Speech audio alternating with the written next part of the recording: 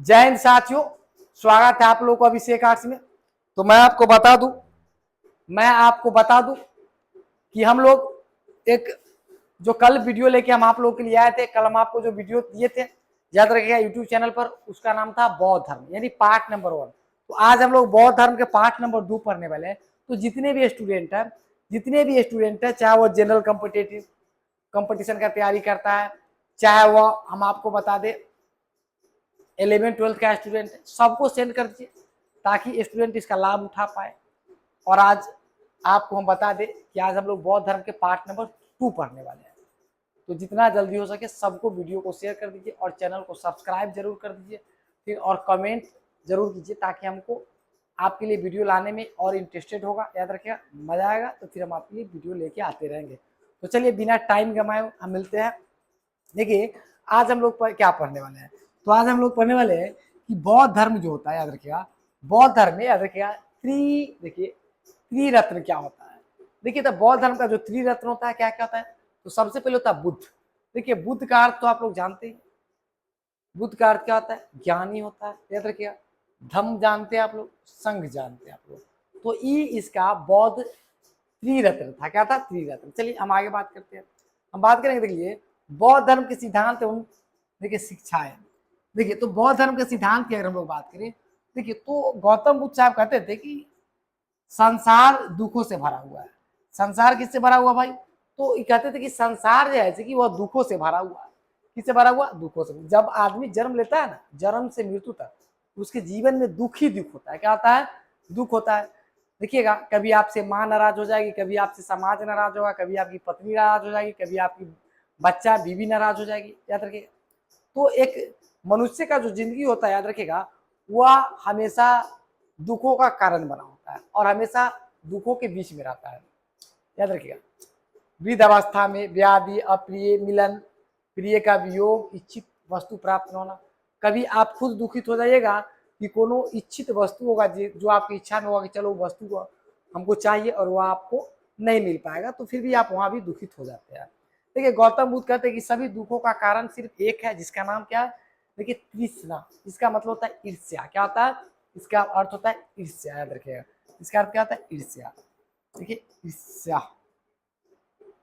देखिए क्या होता है? देखिए ईर्ष्या होता है। क्या होता है? देखिए ईर्ष्या माने दुष्ट। कहिए आप ईर्ष्या। देखिए हम बात कर ले, देखिए हम बात क्या कर लेंगे, मनुष्य को रूप, गंध, रस इत्यादि तृष्णा में होती है। यानी आप दूसरे को से जो जलते हैं, देखिए हम सबका बात, सबसे बड़ी बात है कि जिस मनुष्य के पास लोभ, पाप, देखिए लोभ, दया, माया होता है, याद रखिएगा, वह आदमी कभी सुखी नहीं रह सकता। आपको पता है कि कोई भी मनुष्य जिसके लिए कमाता है वह उसका होता नहीं है, तो फिर ये कहां से? गौतम बुद्ध अगर चाहते तो वो राजा के बेटा हुआ करते थे, उसके पिताजी प्रधान हुआ करते थे। वो चाहते तो अपना जिंदगी एक राजा की तरह जी सकते थे। उसके पास पत्नी थी, बच्चा था, बेटा था, क्या दिक्कत है? सब था, राजपाट सब था, लेकिन फिर भी उनको लगा कि यहाँ से मोक्ष की प्राप्ति नहीं हो सकता है, तो वो घर भी त्याग के निकल गए थे। देखिए दुख को दूर करने का एक ही उपाय है, तृष्णा का त्याग करना, यानी ईर्ष्या को त्याग कर देना। यही दुनिया का अनिष्ट और लगातार बदल रही है। यह आत्मा विहीन है। देखिए आत्मा जो मनुष्य का क्या आता है? विहीन है। क्या देखिए, इसमें कुछ भी अस्थाई नहीं है। इसमें कुछ भी अस्थाई नहीं है। जो आप समझते होइएगा इसमें कुछ अस्थाई हो जाए, तो नहीं भाई, इसमें कुछ भी अस्थाई नहीं है। कुछ अस्थाई है कि नहीं है? कहता है घोर तपस्या के साथ मध्य वर्ग, देखिए मध्य मार्ग, यानी बहुत सारा तपस्या के बाद मध्य मार्ग जो होता है अपनाकर मनुष्य दुनिया के दुखों से मुक्ति पा सकता है।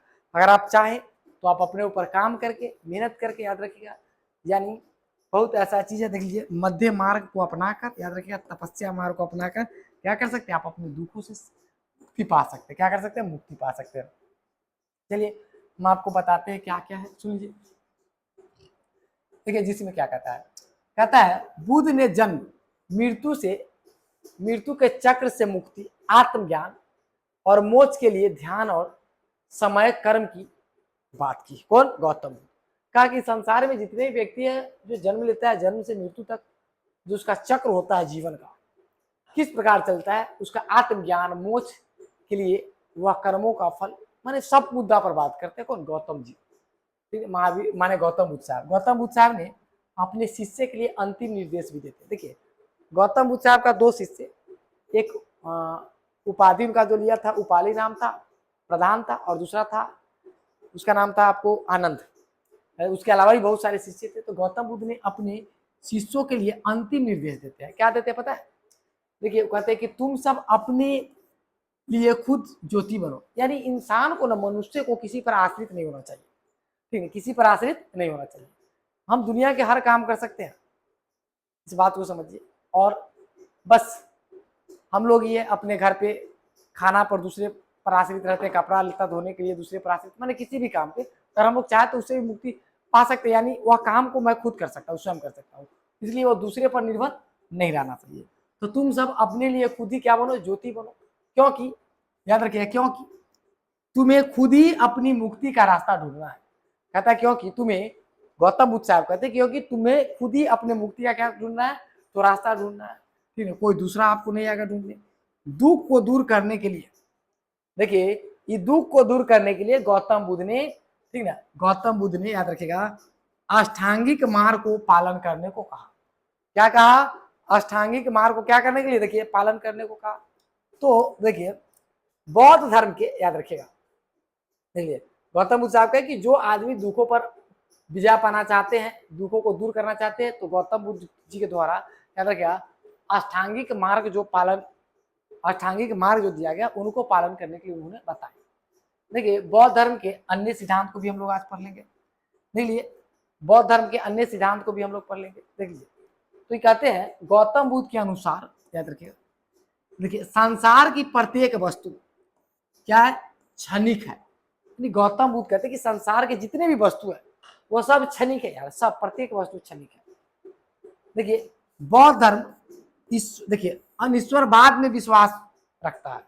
यानी गौतम बुद्ध जो था, याद रखिएगा, बौद्ध धर्म को मानने वाले लोग या गौतम बुद्ध स्वयं भी ईश्वर में विश्वास नहीं रखते थे। किसमें विश्वास नहीं रखते थे? तो गौतम बुद्ध साहब ईश्वर में भरोसा नहीं रख सकते। किसमें? ये तो ईश्वर, देखिए ईश्वर में याद रखिएगा इनको भरोसा नहीं था, विश्वास नहीं था इनको। देखिए विश्वास, कहाँ विश्वास नहीं था इनको? तो ईश्वर में विश्वास नहीं था, याद रखिएगा। बुद्ध के अनुसार एक वस्तु के विनाश के बाद, देखिए गौतम बुद्ध साहब कहते हैं कि एक वस्तु का जो विनाश होता है तब ये दूसरा वस्तु का उत्पन्न होता है।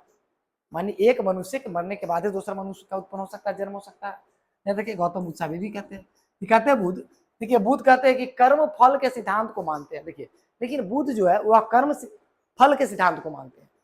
माने जैसा कर्म कीजिएगा वैसा ही आपको फल मिलेगा, गौतम बुद्ध कहते हैं। बुद्ध के अनुसार व्यक्ति के अवशासन के साथ आत्मा का भी अवशासन हो जाता है। गौतम बुद्ध साहब कहते हैं कि व्यक्ति के अवसान के साथ आत्मा का भी क्या होता है? अवसान हो जाता है। बुद्ध को पुनर्जन्म में विश्वास रखता है। देखिए बुद्ध जो है वह पुनर्जन्म में क्या रखता है? बुद्ध पुनर्जन्म में विश्वास रखता है, याद रखिएगा। बुद्ध को जाति प्रथा में विश्वास नहीं था। देखिए बुद्ध साहब जो थे, याद रखिएगा, इनको जाति प्रथा में कहीं से विश्वास नहीं था। गौतम बुद्ध साहब कभी किसी जाति का, धर्म का, माने धर्म तो ठीक है लेकिन जाति का वो इस चीज को नहीं मानते कि कोई जात भी होता है। जैसे हम लोग के धर्म में है ना, बहुत सारा जात है, वर्ण है, तो इसको ही नहीं मानते। बौद्ध धर्म में जीवन का परम लक्ष्य, देखिए निर्वाण प्राप्त माना गया। यानी उसका परम लक्ष्य क्या माना गया? निर्वाण प्राप्त माना गया। देखिए वही अष्टांगिक मार्ग की मैं बात कर रहा था, जिसको गौतम बुद्ध ने कहा कि दुखों से मुक्ति अगर पाना है, दुखों पर विजय पाना है, तो इसको फॉलो कीजिए। देखिए समय दृष्टि, समय दृष्टि, गौतम बुद्ध साहब कहते हैं कि जो आपका दृष्टि हो वो अच्छा हो। समय का वाणी, फिर समय के अनुसार आपका वाणी विचार मधुर होना चाहिए। समय संकल्प, जब भी आप कोई काम को करते हैं तो संकल्प लेके उसको कीजिए। क्या लेके कीजिए? उसको संकल्प लेके कीजिए, याद रखिएगा। गौतम बुद्ध साहब कहते हैं देखिए समयक कर्म, और फिर कहते हैं समयक आजीविका, समयक व्यायाम, समय स्मृति और समयक समाधि। अगर जो व्यक्ति इस चीज को मान लिया, जो इसको फॉलो कर लिया, समझिए उसको दुख पर वह विजय पा सकता है, वह दुख को टाटा बाय बाय कर सकता है। किसको? दुख को। चलिए तो बुद्ध के अनुसार 10 सील देख लीजिए। बुद्ध के अनुसार कितने सील? 10 सील। देखिए अहिंसा, सत्य, असत्य, अपरिग्रह। देखिए कौन कौन देख लीजिए। देखिए अनुसार याद रखिए क्या क्या देख लीजिए भाई मेरे। देखिए 10 सील, देखिए कितने सील? देखिए 10 सील। देखिए कितने सील? 10 सील, याद रखिएगा कितने सील? 10 सील। तो चलिए आज के क्लास को हम यहीं स्टॉप करते हैं, ठीक ना। विशेष हम लोग मिलते हैं इसके आगे कल, यानी बौद्ध धर्म को हम लोग 3 पार्ट में ले जाके पढ़ेंगे, 3-4 पार्ट में। तो चलिए हम लोग मिलते हैं कल, तो मिलते हैं हम लोग कल। अच्छा एक मिनट, जाते जाते मैं आप लोगों को कह दूं कि अभिषेक आर्ट्स में अपने यहाँ याद रखेगा बिहार पुलिस स्पेशल बैच और जीके जीएस का फाउंडेशन बैच दोनों के दोनों माने शुरू हो चुका है। आप जितने भी जनरल कंपटीशन के छात्र या छात्राएं, अगर आप स्पेशल बिहार पुलिस का अभी तैयारी जो करना चाहते हैं आप, तो इसके लिए 2 बैच अभी आरंभ हो चुका है, एक सुबह के 6 बजे और दिन के एक कितने बजे भाई, तो दिन के एक 11 बजे, कितने बजे, 11 बजे। तो आप आके कांटेक्ट कर सकते हैं, याद रखिए। और विशेष हमारे नंबर पर आप संपर्क कर सकते हैं। मिलते हैं हम लोग, ठीक है।